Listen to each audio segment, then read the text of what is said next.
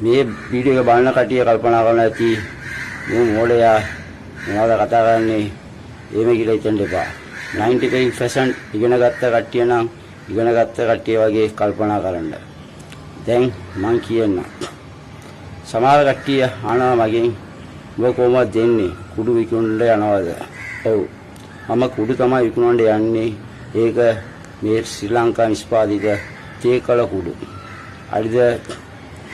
අන්න බලන්න. අනිත් එක මේ ලංකාවේ මිනිසුන්ට මං කියන්නම් මේක මට කරන්න බොහොම ඊසි වැඩක්. මගේ සහෝදර සහෝදරියෝ ඕගොල්ලෝ ඔක්කොම ගොඩක් දුක් විඳිනවා. මේක බලාගෙන මට ඉන්න බෑ. තේරෙනවද? ඕලම්බ මේ අවුවේ කොච්චර අවුවද? හා? මිනිස්සුන්ට ඉන්න පුළුවන් මේ අවුවේ. හා? මට කඳුළු එනවා කියනකොට. දවටත් ගෙදර ඉන්න බෑ. පාරෙත් ඉන්න බෑ. රැටත් ඉන්න බෑ. හා? තියෙන මිනිස්සු විතරක් ඊළඟ ගෙදරට AC ඔක්කොම දාගෙන ඉන්නවා.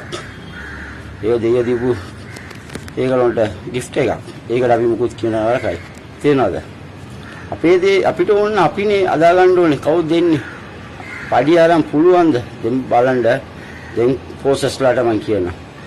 ඕගොල්ලන් කොච්චර සෞත් වෙනවද මේ ලංකාවේ? ඕගොල්ලෝ ඉතලා බලන්න අපේ සහෝදරයෝ පොලිසිය යනවා, ජරාව කනවා, ඉනාව දාන්නේ, කැරකිල යනවා. නැද්ද? එයියොම වෙන්නේ. එයියොම සින්දු ගාන්නේ. පඩිය මදිද ඕලන්ට? ඕලට ෂූ එකක් ගන්න පුළුවන්ද? එඳුමක් හරි ගන්න පුළුවන්ද? ගෙදර විදමල දීලා ඕලට හරියට කණ්ඩ බොණ්ඩ හරි පඩිය වලින් පුළුවන්ද මේව තියාගෙන? ඒතකොට මොනවද වෙන්නේ දැන් පිටරට ඉඳලා අපේ රටේද නිෂ්පාදන? ඩ්‍රග්ස් ඔක්කොම අපේ රටේ නෑනේ. නෑ. අපේ රටේ හොඳ දේවල් තමයි නිෂ්පාදනයට තියෙන්නේ. අමතර දේවල් පිට රට ඉඳලා තමයි ඕසිස් ඉඳලා තමයි එන්න ඕනේ. නැද්ද? ඒතකොට ඒ වලට ඉඩ දෙන්නේ මොනවා නිසාද? ඔය පඩිය තියාගෙන බෑ. දවස පඩිය ගන්න මිනිස්සු හරි මාස පඩිය ගන්න මිනිස්සු ඉන්නවා හරි ඔය පඩිය තියාගෙන ගෙදරත් නෝන්ඩි. තේරෙනවද?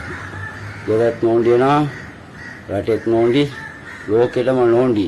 එයි අපේ සල්ලි වටිනාකම නෑලු. අපේ ලංකාව ලෝකවල වටිනාකම නෑලු. බයිනවලු. අනිත් ඒ ඔක්කොම වටිනාකමලු. ඒගොල්ලෝ රොබොට්ලාද? ඒගොල්ලෝ පොළ මොනවාද? රත්තරන්ද අතල තියෙන්නේ නෑ. ඔක්කොම පොළවල අතල තියෙන්නේ දෙයියෝ මිනිසුන්ට තමයි. ඒ රටේ ඒ වගේ දේපොළ තියෙනවා. ඒත් මිනිස්සු ඉන්නවා. මේකත් රටක් තමයි. මේකත් දේපොළ තියෙනවා.